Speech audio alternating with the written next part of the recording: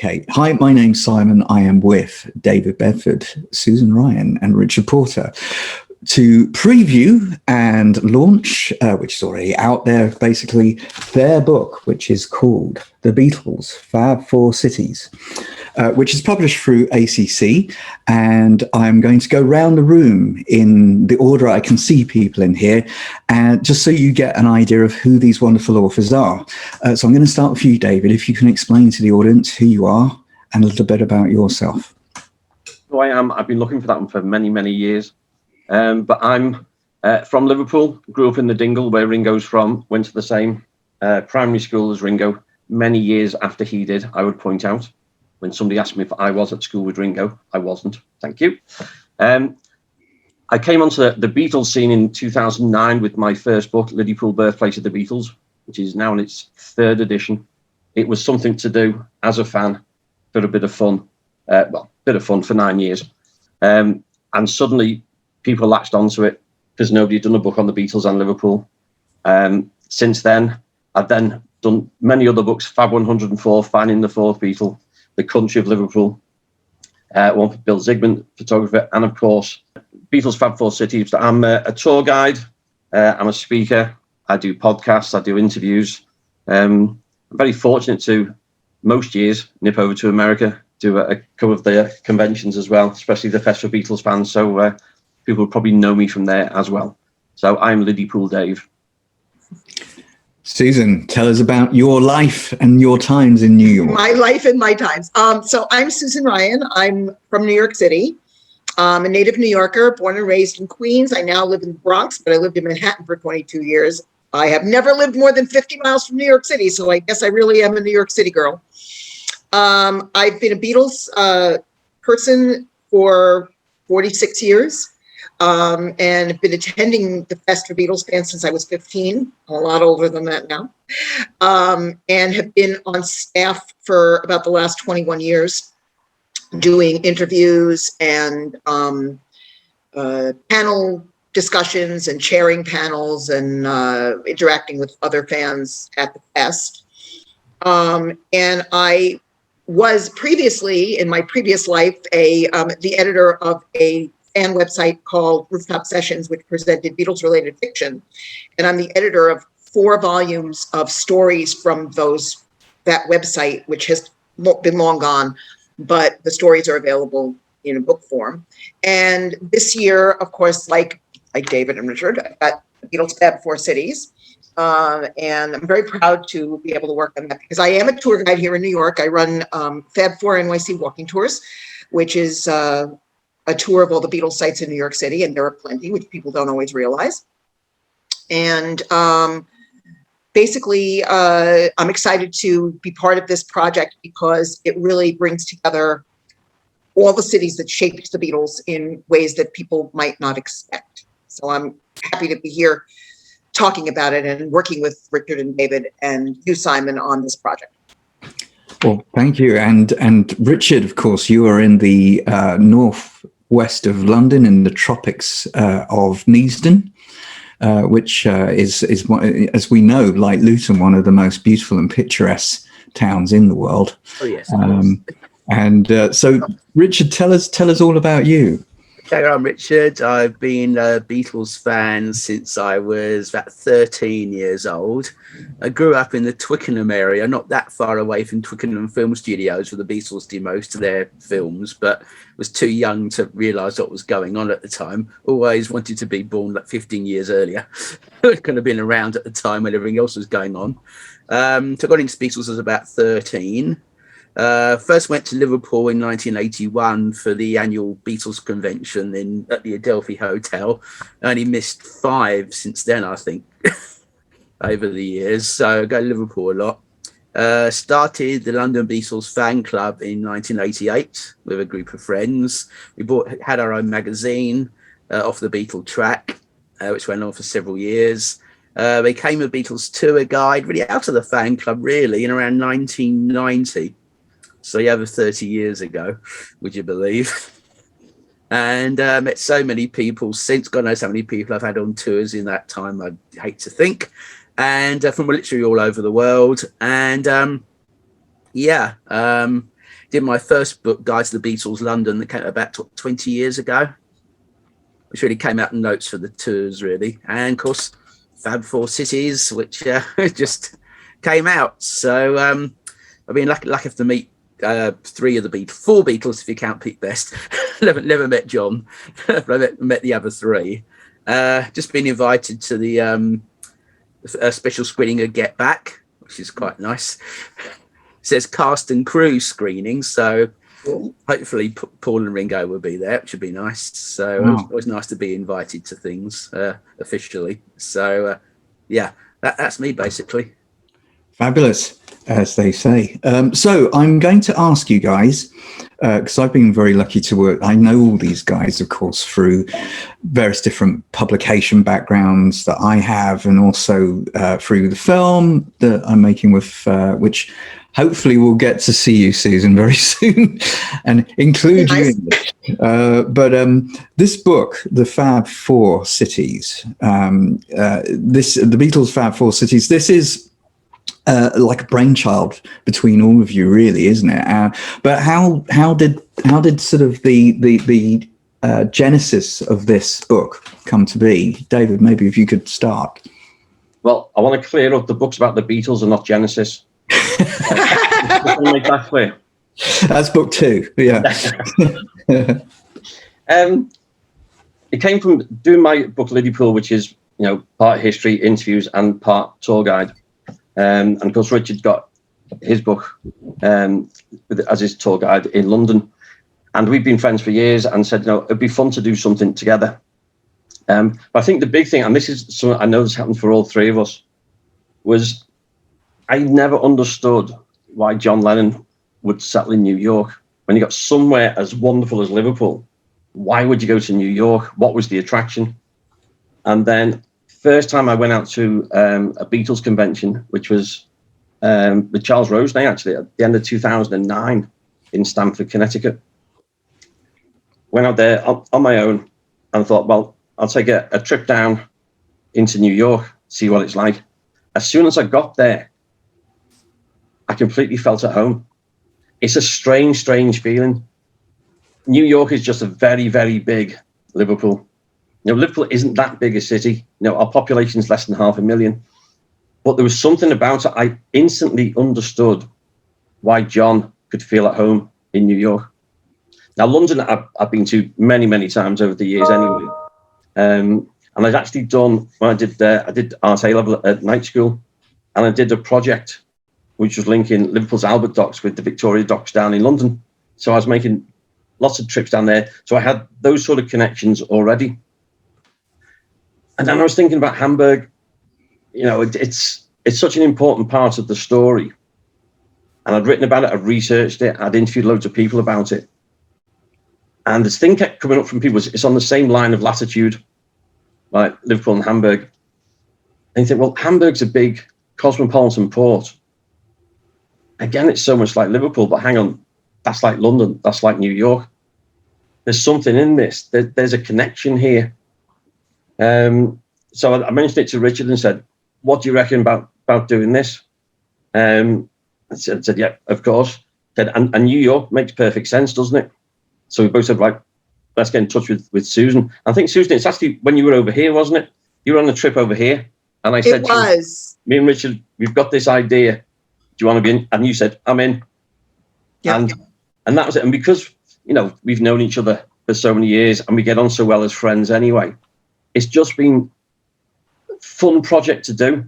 You know, we've learned things about each other's cities and about the connections and stuff, but it's just been good fun to do. It's three friends.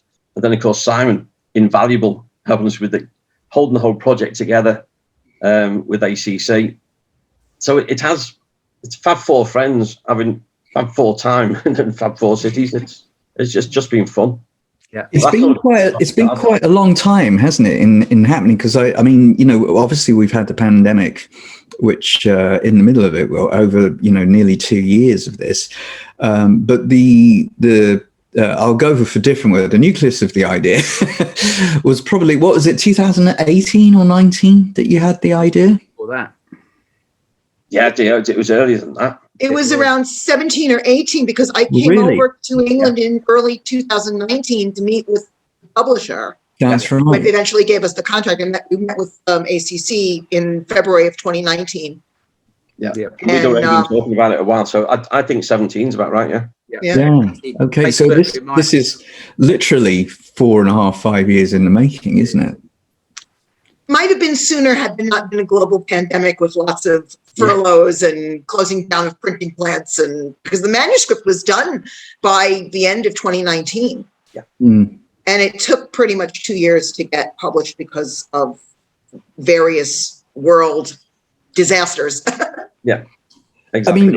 I mean, the interesting thing about it is that this, I'm going to hold it up again for everyone to see, because it's got the most fantastic cover on it, this book, I think, and we can talk about that in a while. But one of the things that, everyone should understand is that these three guys that I'm talking to, they, as much as you ever need to know about the Beatles in any of these cities, these guys know their stuff. And, obviously you're going to keep very fit. If you want to keep fit, buy this book, because these guys do like hundreds of thousands of steps a week, and so you're going to get very fit if you have this book. But from the point of view of setting up a book which is about the four cities, it's a guidebook, but it's a lot more than a guidebook, isn't it? It is about, you mentioned, David, it's about looking at the connections between cities and things. How much of that was at the forefront of your minds when you were putting this together, how these cities are connected and how the stories are connected? I think that was one of the main things, but when we started talking between us, it was, we could each do our own books on each city. And obviously, Richard and I have already done that. We thought, so we're not going to replicate that. And we didn't want it just to be, well, here's Liverpool, here's Hamburg, etc. We started realizing there were so many things linking, Beatles-wise, but non-Beatles-wise as well, through history. Now, Liverpool and Hamburg have been trading for a few hundred years. Now, Liverpool, New York started trading, it was about 1840, I think, the first transatlantic stuff. Liverpool and London have hated each other for decades and centuries. It's a north-south divide. And I notice even on Zoom, I'm in the north and Richard's down in the south here. So, no, but that's it. There are so many things, but it's nice once we started looking out for them. I thought that was really part of the fun bit of joining these dots together, wasn't it? Yep, definitely. So, I realize that, I'm sort of I think we're sort of roughly all contemporaries, aren't we, of each other? But, when we were growing up, particularly David and Richard in this country, there was a series by James Burke called Connections, wasn't there? Which was a wonderful thing. James Burke was a big hero of mine. And that's why I kind of really was quite attracted to this story that you guys were telling, is that all these different connections that, not only Beatles fans, but people generally wouldn't know that much between these four cities. And I think that's what really sort of makes it stand out as something that has quite a lot of depth to it in many ways. And so from the point of view of digging out and looking at the connections, how did you three work together to work those out? Did you spend time on these kind of calls during the last few years or so, obviously before, working out what the connections were? How did you do your research? I think it pays to be sort of an amateur historian. Obviously, all of us do what we do because we're historians in some way, and we love the history of the places we live and the places we go. So, Beatles fandom aside, the fact that we are into the history of our respective cities certainly helps. But there are lots of connections, just beginning with the trading and port stuff. But then as we did more research, discovered there were connections with people who did things in one city and then brought that idea to another one, or places that, like the parks that were designed to be similar and were influences on each other. It was just an amazing amount of history research, because we're history buffs too. So it helps to be able to enjoy history, because then you uncover all kinds of things you never knew. I think that's the thing, isn't it? It's about finding out, it's one thing to know as many things as you want to know and as many things as we all want to know about the Beatles, but understanding the places that they were living in and touring to and then and again living in, it makes a huge difference if you understand a little bit more about those four places. From your point of view, Richard, you obviously went with David over to Hamburg. What were your impressions of the history in Hamburg? Oh, just seeing, where they played in the Reeperbahn area, the Grosse Freiheit was amazing. After reading so many stories about it, and can it be true? Was it so bad? And all that sort of thing. And it was pretty rough and ready. It's interesting. There's more tours about the gangsters in Hamburg than there are about the Beatles, which is odd. Remember that, David? There's only gangsters about the gangsters and stuff. Yeah, it's crazy. The underworld and all that. Yeah. It was, and meeting people like Gibson Kemp, who was, of course, married to Astrid and Gibbo and Patty Klaus and Gibson and all that. So meeting great people like that, and the people that showed us around were wonderful. And but it was reading reading laterally about things as well. One thing I found out when I was doing the research is about Jewish migration through Europe. That was during the pogrom against the Jews in what's then Russia, now Lithuania.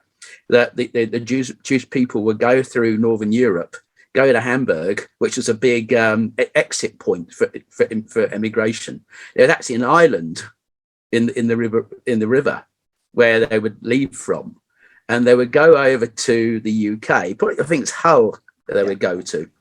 Some would travel down to London and go there and settle there. Some would go across to Liverpool, and some of those would go across to New York. Yeah, so all the four cities, connected that way. And we know that actually Paul McCartney told me this story himself, that Linda's family had basically pretty much done that route. And they got to, of course, when they got to America, they changed their name to a more American name, called themselves Eastman. Mm-hmm. Everyone thought they were part of Eastman Kodak. Of course, they're not, because the original family name was Epstein. Mm-hmm. As Paul McCartney told me himself, I married an Epstein. Yep.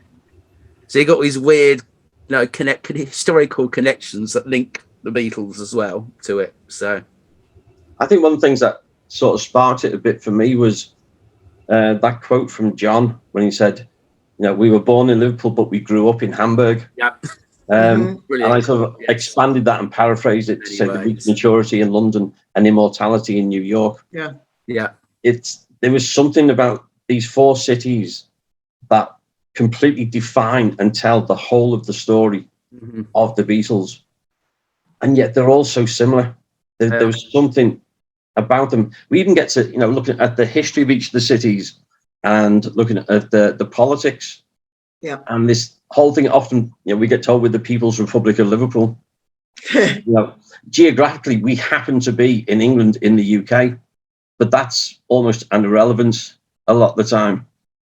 And Hamburg is very much like that within Germany. Then we start, looking at London. Particularly if you're not from London as well, it's like a country on its own. Yeah. Then New York has got this unique identity of where it is. And I think that's the beauty of big cities on the trading routes, on these big rivers. Exactly. With so many different cosmopolitan populations, that it does something very, very unique. And each one of those cities that the Beatles were in shaped them in a slightly different way. And it's fabulous. And it's the joy of realizing we know that, but then connecting them. You say, the Beatles went to Hamburg. So, well, yeah. So they started in Liverpool, but they drove down to London. Then they go off to Hamburg. So there's three connected which is such an important event and an important time in the Beatles' career. So suddenly we're doing this and say, well, here's this connection, here's that connection. And that's what has made this, I think, different to any other Beatles book that I've read. It's interesting, isn't it, from the point of view of, we look at it and we we sort of look at the fact that they were traveling. You know, traveling in itself was a different thing back in that period, you know, in the early 60s. But what the younger generation maybe who pick up this book and read it will maybe appreciate it from it is, you know, these guys were kids. Yeah, they were kids. You know, they were, there are kids now, you know, obviously they do everything, you know, they were traveling, but, you know, and will travel. But to be doing this with such sort of focus and enthusiasm, energy and hope back then, you know, was something. You know, we were 14, 15 years only from the end of the Second World War. You know, this is what people need to appreciate when they're reading this book, is that all these things that these guys did were happening very close to the end of that, you know, enormous war, and with nations being rebuilt around them at the time, you know, and still not rebuilt in certain cases. So, you know, their sort of voyages and journeys were much more pioneering for bands at the time, I would say, particularly because of their age. They were so young. I mean, the other thing I was going to sort of cover in this as well is that, you know, one of the things I'm looking through the book, and there's some really lovely illustrations in it.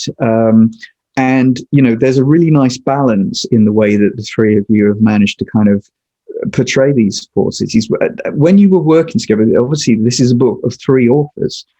So what was the process that you had between you working? Did you work on each other's sections? Did you help each other through it? Or, you know, because obviously different people have different styles, but what comes across very nicely in this is that there seems to be a feel that you've all worked together to help each other in the different sections. Is that right?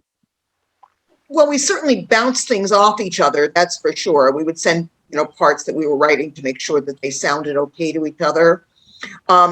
In my case, because the publisher is British and because my co-authors are British, and I'm an American and I write like an American and I spell like an American and, you know, all that stuff, I had to rely on David and Richard to first take a look at it and make sure that it didn't sound weird to British ears, and then rely on the publisher to do things like correct the spelling, things like that.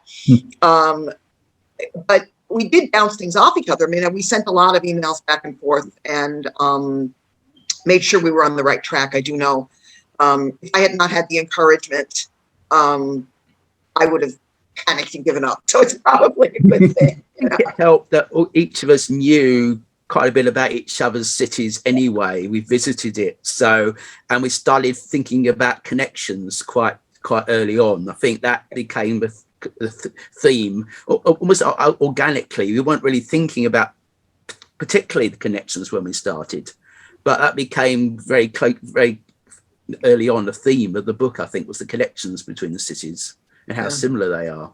Yeah, and I think once we'd agreed, okay, these are the sections we're going to write about them. So that was always going to be exactly the same. Yeah, exactly. Yes.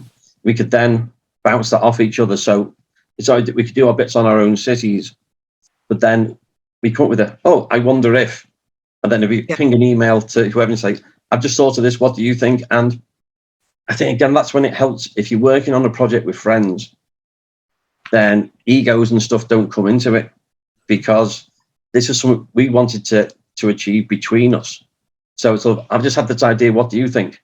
And nobody could take offense at it. We think, brilliant, I like that. And because you got three similar but sometimes different minds working on it, seeing things slightly differently, one of us will have a suggestion, say, what about that? I thought, just like Susan, if I was working on my own on that, I would not have thought of that. Yeah. So when you've got the three heads working on it, it's that sum of the parts. It brings something together that none of us could have achieved on our own to do it like this. It was very interesting too, in that during the process of writing the book, I traveled to England twice. The first time when we met with the publisher in London, and then right before the pandemic, went to London and Liverpool. And it was interesting because I've been to those places before, but after working on the book for a while, you start to see things through completely different eyes. You know, I mean, I know you guys haven't been back to the States since the pandemic, but I wouldn't be surprised if when you guys come back to New York, you'd see things a little differently. Yeah. You know, it was very interesting standing, for example, in Liverpool and feeling like I'm standing on the pier head and I'm looking across the river and thinking I could be standing in Lower Manhattan looking at Brooklyn. You know, it was just one of those, or walking around in Soho and thinking this is just like Greenwich Village did when I was, 16.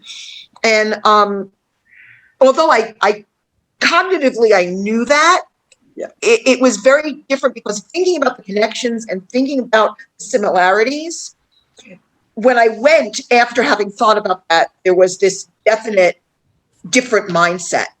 You know, it really made you think completely differently about how the cities are related, Beatles aside. Yeah. Yeah, we found that when Richard and I went to Hamburg, and neither of us had been before. Like you say, you get the Gross of Freiheit, which is so much smaller than I'd imagined. It is so short. And yet the 4 clubs that they played were in like a 5-minute walking distance. But it just brought it all to life. That's one of those things that I know you two get the same. As a guide, when you're taking people around, there are certain moments when you can see, and for me, it's always when I get them to the roundabout at Penny Lane. Yeah. You get something like that, and it's suddenly, it all becomes real. And we got that. And I remember when we were in Hamburg and we walking down to the river and just saw this overhead railway. I thought, well, that's one of the things that was actually in the original draft lyrics of In My Life, the Dogger's Umbrella, as we called it here. And Liverpool had like the first electric overhead railway in the world. A lot of it was designed and inspired by New York's railway. And of course, London's now got its overhead railway, and Hamburg has it. And you can just imagine the Seamen's Mission, where the Beatles went, down by the river, by the overhead railway. They would have just felt so at home. And I think that is that key thing that we've all felt in each other's cities, is that you just feel at home straight away. Hard to describe, but you just get that feeling. It's also the love of the Beatles as well in each city. I remember going to Liverpool for the first time in '81, right at the time of the Toxteth riots. You probably remember that, David. I was in Toxteth. Yeah, I know. And it is right after that for the first Beatles convention at the Adelphi. And my parents thought I was totally mad going to Liverpool. Like, what are you going there for? I mean, no. But got into the Adelphi, like several hundred Beatles fans there. I just felt at home for one of the first times in my life, just feeling absolutely at home. And that changed my life, completely changed my life. If it wasn't for that, I wouldn't be here now, basically, doing this. So, yeah. And it is that passion. It is that passion, isn't it, that comes across so much. I think, having had a chance to look through the book, now that it's completed, is that sort of love really comes. There's a great, it's very easy, isn't it, to kind of produce what effectively everyone thinks is a tour book.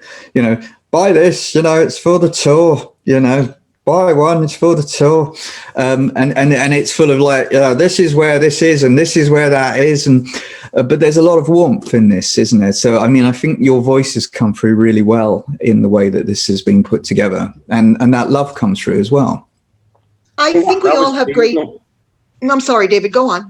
Yeah, no, I was just going to say that's one thing we said. We'll have a similar format, but each part does have to reflect us as well. We didn't want it just to be bland. It had to be our own accent somehow in writing. So you got a bit of us and our personality in there somehow, somewhere.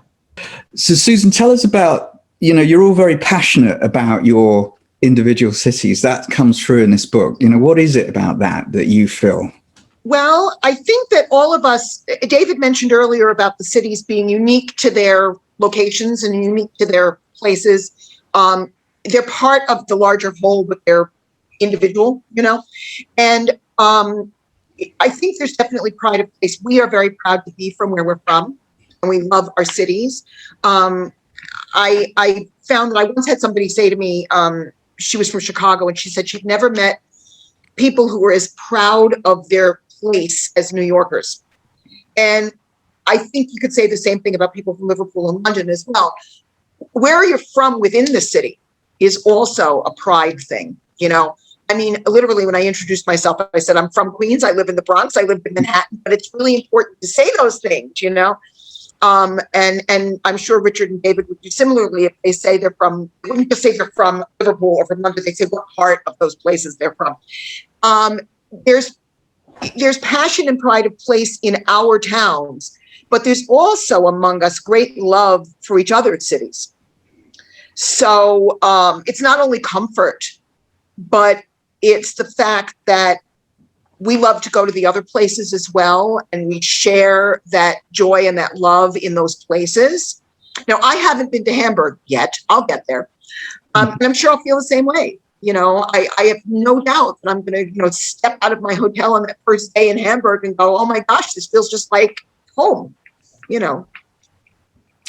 The other thing that I was going to bring out is that obviously within the warmth of this book, you know, a number of books you will see they are laden with licensed photographs. And of course, there are a few. We should mention, by the way, very good friend of ours, Robert Kern, has very generously, from his gallery, given us a wonderful picture from Shea Stadium, hasn't he, of the Beatles there from '66. So just wanted to give him a name check because he very generously donated that to this particular volume. But also there's a lot of photographs from your own collections in this book, which I think really personalizes it again.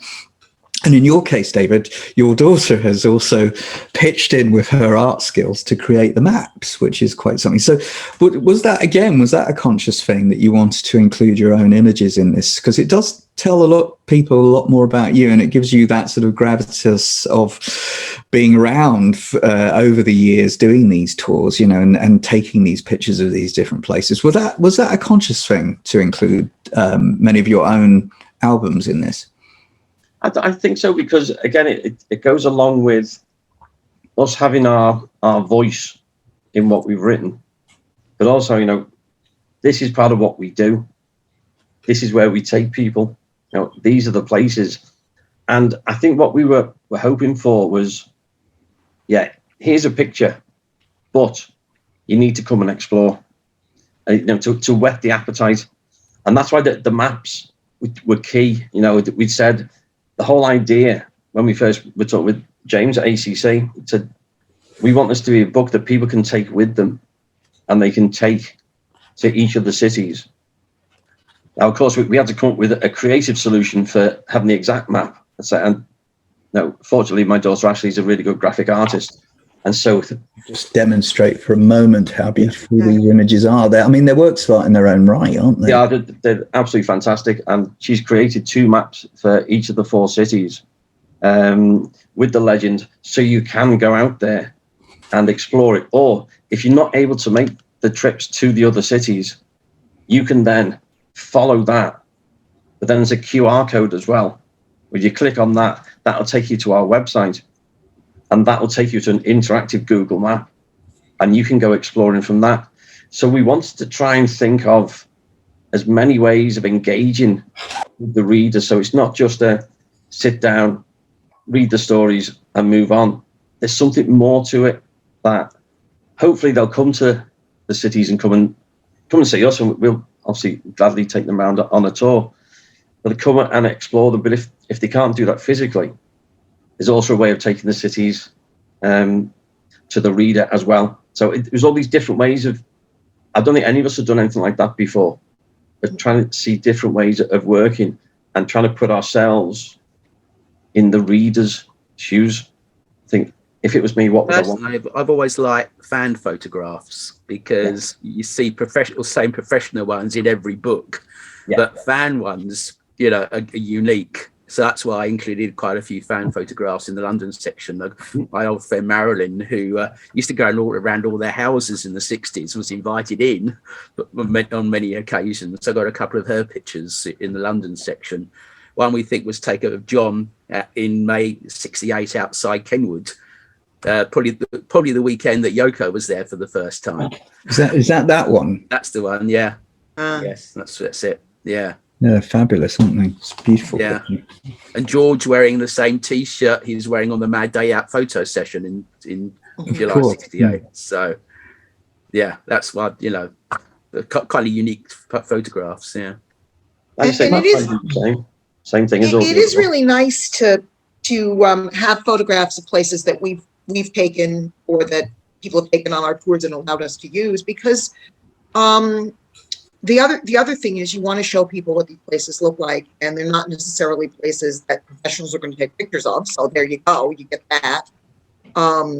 But it gives a unique perspective, and also when you're standing outside said location, you can look up and say, "Oh, there's the building," and that helps as well because you've got a visual representation of it. But again, that's passion about where we're from, about passion for our cities. We love these places and we love photographing these places. So here you go. We've got our own photos in the books. Which I think, again, is what I love about this, having, it's a compact book that you can take out and travel with. But it is equally a book that you can just sit in an armchair with and just kind of get lost in, which I think really lovely. One of the things that I did want to kind of mention on here, that is a little thing, is that obviously, there's obviously at the back of the book and inside there's all the different things about what the book's about and these wonderful three authors. But on the back, there is a really lovely sort of forward quote from Billy J. Kramer. And how, Billy's a hero to all of us. I had a very tough time recently, and obviously our hearts all go out to him as people will watch this podcast. But in terms of getting him on board, and him to talk about this, what is it about this book that he really enjoyed, David? Obviously you had the contact with him. What was it that jumped out at him? Because I got to know Billy from coming over to the fest for Beatles fans, and become really good friends with him and his late wife Ronnie as well, and we just hit it off, and we've always kept in touch. And I said to him, we're putting this book together. I said, but you've actually got a connection here with all four cities, because of course he's Liverpool born and raised. He did perform out in Hamburg. Of course, he was based down in London for ages, and he's been living out in New York for donkey's years. And he said, what a really great idea, because he was part of that journey alongside the Beatles. So he's followed the same path, and he certainly feels just as home over in New York as he did in Liverpool. And he said it was those connections again. And because when we were trying to think of, well, who's got those other connections, he was the name that sprung to mind. The guy who's actually, he's done it. He's done that journey. He's been part of the story at the same time. And I think that just struck him as being so different to other books that were out there. And so we had a lovely long chat about it, and say we got this lovely quote for the back of the book as well from him. He's very generous with that. He's the ideal person and a lovely guy to tell us those stories. Yes, brilliant. I mean, Billy is, as said, total legend, and having watched him over the years at the fest, he really belts them out, doesn't he? His voice, God, he goes on stage and he gives it everything, doesn't he? It's absolutely remarkable, his performance. Well, I mean, this is a beautiful book. That we should mention very briefly the editor, Mr. Whitaker, Andrew Whitaker, who's helped us along the way, and with his even temper and his patience and everything. It's one of those things where it's really nice to work with a company that kind of is into the subject and enjoys the process as well, and I think they've made life very, considering what everyone's been up against over the last few years, they've made life fairly kind of low stress levels for all of us. And obviously James Smith, who runs the company, who's been very generous with his time as well, and he's a huge Beatles fan, everyone, so he was very keen to kind of obviously make sure this book went through them. This book is available in, as they say, all good bookstores, and it really is, because we've seen it now. I've been into numerous bookstores where I've seen it on the shelf. You've seen it in London as well, haven't you, Richard? I have, yes. There's a great travel bookshop called Daunt Books, my favourite bookshop in London. It's on the shelves there. It's brilliant. It's Very nice. I was very proud seeing it there. It's a lovely feeling. It is. Yeah. Because for me, when I did Liddypool, my first book, my contentment level was seeing that on a bookshelf at Waterstones. Mhm. Yeah. If nobody bought the book, I mean, it bothered the publisher, obviously. It didn't worry me too much. That for me was contentment. Everything after that has been a bonus. And every time I've been involved in a book and it comes out and you see it there, it is a wonderful feeling. But it's the feedback that we get from the fans, because that's why we do it.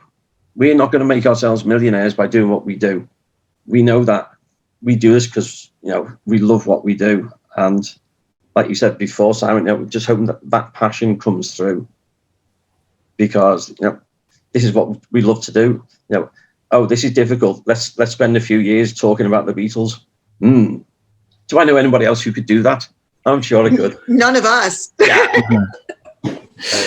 Well, the book is everyone knows, called The Beatles Fab Four Cities. There it is, and is by these wonderful authors David Bedford, Susan Ryan, and Richard Porter, and it is produced by ACC Art Books, and is available in all good bookstores and online, of course, where you can pick up numerous copies for yourself and for your friends, family, and everyone. Just to conclude with, obviously, as the world starts to get back to normal, hopefully, as we enter into 2022, obviously getting people back on the streets touring with you, I mean, that it's going to feel very rewarding. I know, Richard, you're already up and running a little bit with it, but how does it feel to you all to kind of be able to actually be in person back on the streets, hopefully very soon, or now, or as soon as you can, with people, showing them, and obviously then physically showing them what they will read about in this book? How does that feel? It's lovely. I have had a few overseas tourists on the tours, and it's great seeing them again. It had a lot lockdowns a few months at a time. I just couldn't do tours, so it's great seeing people back on Abbey Road again, trying to get killed on the crossing. Well, not trying to get killed, but yeah. Having the drivers potentially, yes. It was so quiet for a long time that there's people back, and it's great hearing the horns going off and the drivers swearing at the tourists on the crossing, and life's back to normal again. It is nice. I mean, I've gradually been having more tours. In fact, literally just booked something for a school group that's going to happen the first of the year, which couldn't have happened over the last year. And it's nice to be able to be taking people around again. It's nice to see people in strawberry fields. It's nice to see people on the streets of New York.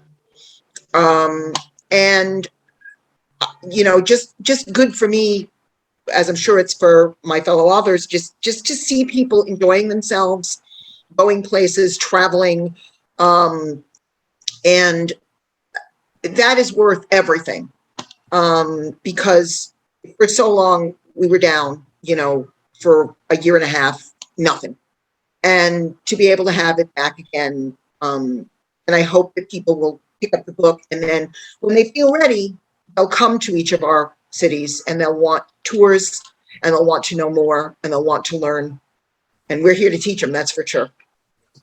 Absolutely. Yeah. No, it's an absolute pleasure. I have my first overseas guests beginning of this week, which are lovely two ladies from America, and it was just nice to be back at that. We had a whole day out and about in Liverpool, and it was special. It was good. So Liverpool is buzzing again. There's lots of visitors coming again. The hotels are starting to fill up. It's tourism is so important to our city. As I know it is in the other cities as well. So yeah, it's nice to welcome people back and to say, yeah, we are open. From the point of view of obviously getting to see this book, hopefully people will be able to join, all of you or most of you in New York in at the beginning of April at the Fest for Beatles Fans in New Jersey. Where can they, if they want to find out more about this book online, where will they go? Where will you send them? What's the URL? It's Beatles Fab Four Cities with the number 4 in. So www. Then Beatles Fab number 4 cities.com. That gives you a profile of each of us. Have some of the maps, photos, lots of information, and links to buy the book as well. Fabulous. Okay. And obviously, as I said, hopefully they will see this book and you guys, or as many as we can, at the fest in April. Guys, thanks so much for making the time to talk about this wonderful book. For everyone out there, just a final name check on it. It's called The Beatles Fab Four Cities. Everyone's holding it up. Well, 3 of us now. And we're all holding up. Brilliant. The Beatles Fab Four Cities, which is basically by these wonderful authors, David Bedford, Susan Ryan, and Richard Porter, and published by ACC Art Books, available in all good bookstores and online and on the URL that David's just talked to you about. So thank you for joining us today. And these guys will very much look forward to hearing your opinions and thoughts on their wonderful book. Thank you.